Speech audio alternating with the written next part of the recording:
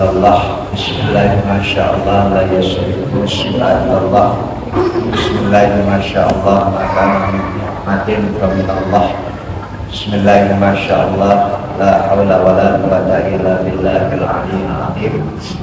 Alhamdulillah, alhamdulillah bi ni'matihi tatimmu shalihat.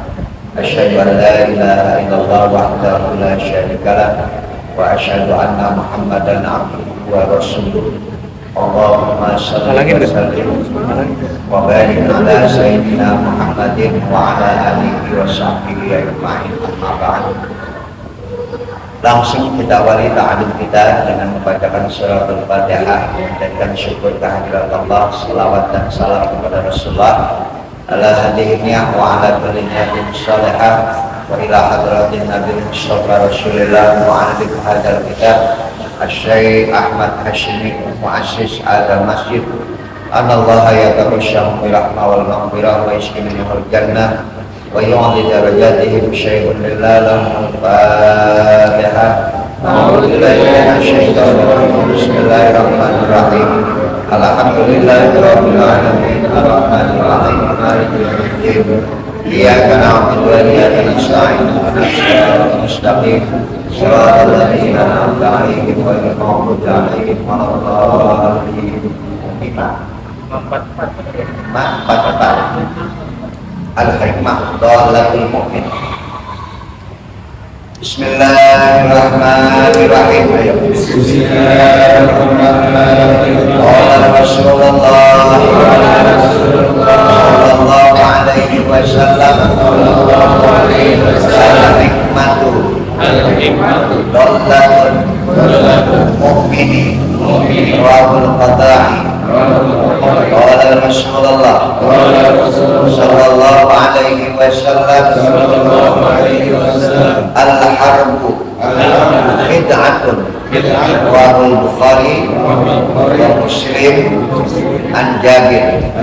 Qala Rasulullah sallallahu alaihi wasallam al-haya'u la ya'ti illa bi khairin wa Syekhani an Imran bin Husain. Ya, 3 hadis kita baca. Ini yang satu saya coba tangguhkan dulu karena di sini ada makna yang kurang saya pahami tentang dolah.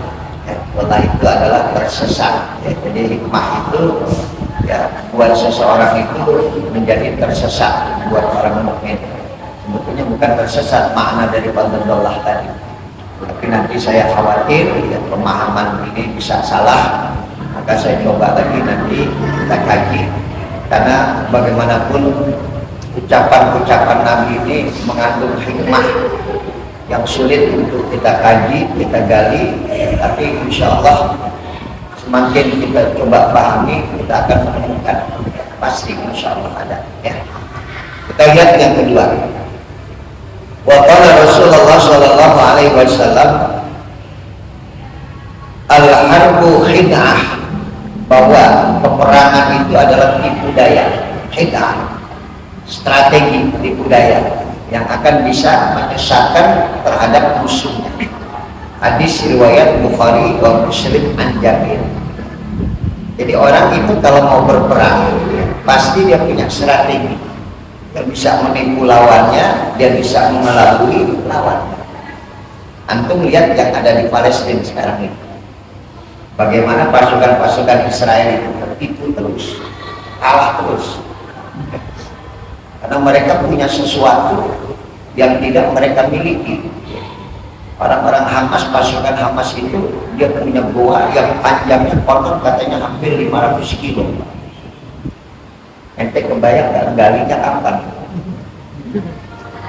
Jadi kalau boleh dikatakan 50 tahun mereka terjajah, 50 tahun mereka ditindas, dizolimi, maka seakan-akan mereka itu apa? Lemah. Sebetulnya mereka mencari strategi di mana bisa mengalahkan musuh yang begitu punya kekuatan dahsyat.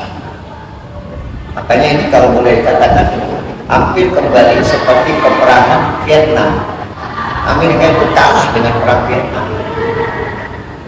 Ente itu ada Saya pernah nonton filmnya apa itu tentang Vietnam itu, Masya Allah. Itu mereka punya gua-gua itu yang nggak bisa dipantau, nggak bisa dideteksi. Sama seperti terowongan yang dimiliki oleh orang-orang pasukan Hamas. Dia tidak bermain dengan komputer, dia tidak bermain dengan handphone. Kita masih ingat nggak kecil-kecil kita dulu mental control pakai apa ini? Pakai kaleng. Dia kembalikan ke masa itu. Karena dengan demikian nggak terpantau, nggak kelihatan. Ada di mana sih sebetulnya? Kan sebetulnya kalau sudah kelihatan itu tinggal dijatuhin bom selesai. Dengan kekuatan bom yang luar biasa hancur. Tapi mereka berkomunikasi dengan alat yang sangat sederhana, dengan alat yang tidak bisa dideteksi dengan kecanggihan teknologi. Itulah strategi yang dikatakan bisa menipu. Al-harbu khid'ah. Peperangan itu menipu daripada lawan kawan. Lawannya itu bisa tertipu dengan strategi perang. Maka Nabi setiap kali berperang itu Nabi selalu mencari strategi. Apa yang harus kita lakukan? Waktu perang Uhud, Nabi punya strategi. Kalau orang Arab itu yang pertama kali dicari adalah sumber mata air. Ada di mana mata air? Nah, kalau berhari-hari dalam peperangan nggak punya air, Pak, selesai. Kalah pasti. Makanya Nabi dalam perang Uhud itu Nabi strateginya nyari gunung di mana yang harus bisa dikuasai. Nah, disitulah ditaruh pasukan panah. Kalau sekarang itu apa? Sniper. 50 orang pasukan panah di atas kapal itu, tapi nanti kalah. Kalahnya kenapa? Dari sendiri, internal sendiri. Yang mereka berebut apa tadi? Ghanimah, rampasan perang. Ya, kita lihat ini ya. Masya Allah, saya melihat videonya itu tiba-tiba dia muncul, kemudian dia hajar itu tank. Ya, nggak ketahuan, masuk lagi, dicari nggak ketemu lagi. Nah, ini, kalaupun mereka masuk, Pak, mereka bahaya. Mereka bisa nyasar 500 kilo. Ya, itu yang namanya tanda-tanda itu ada di mana? Bingung. Ya, ente kalau masuk ke dalam satu gua kan ente mesti punya tanda, bisa masuk nggak keluar lagi. Nah, itulah tadi yang dikatakan Allah berikan kepada mereka kekuatan yang luar biasa. Jadi selama 50 tahun itu saya yakin mereka sedang menggali apa tadi? Terowongan. Gali terowongan terus. Ya. Dan mereka sudah nyimpan siasat. Nah, sampai ketika mereka masuk kemana ke Israel itu, mereka tidak menggunakan apa-apa, tapi menggunakan apa? Terbang layang. Ya, karena domnya orang-orang Israel yang menangkis segala rudal yang masuk. Nah, itu ketika dia masuk pakai terbang layang, maka nggak bisa. Programnya itu kan kecepatan.